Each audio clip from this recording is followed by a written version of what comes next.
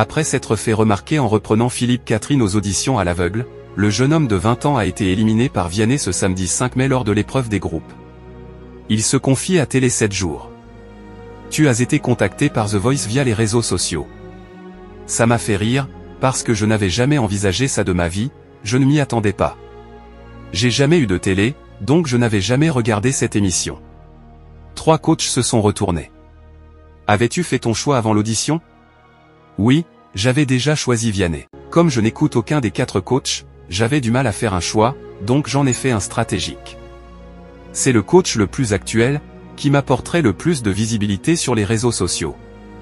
Qu'a pensé Philippe Catherine de ta reprise de Moment Parfait? Lui et son manager, ils ont vraiment trop kiffé ma vibe, mon personnage. Ils ont trouvé que c'était un très bel hommage.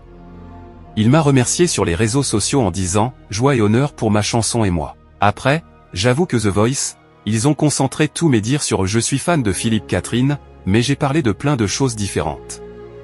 Ils ont gardé ça pour le côté télévisuel.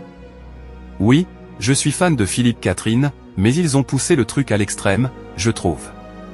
Sur Instagram, Angèle a aimé ta reprise de Nu, la chanson chantée par Philippe Catherine à la cérémonie d'ouverture des JO de Paris 2024. Je suis trop content, mais je me dis, comment elle est tombée là-dessus?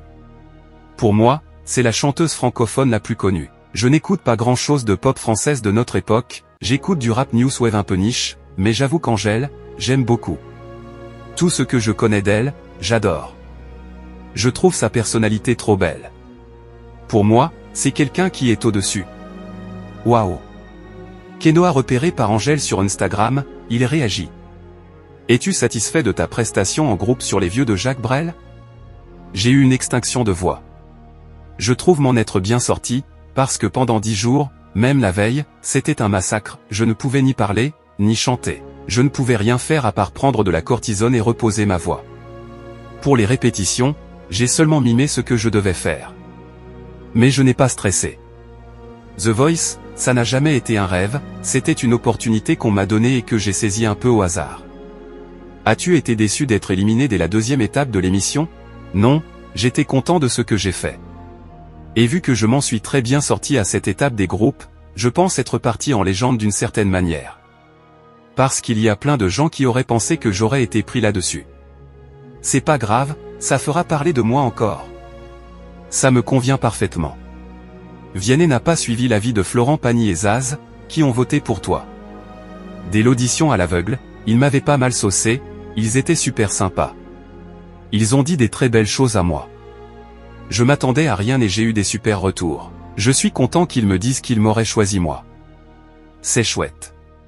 Considères-tu que tu avais pris un risque en choisissant de rejoindre l'équipe de Vianney qui avait du mal à te projeter dans la suite de l'aventure?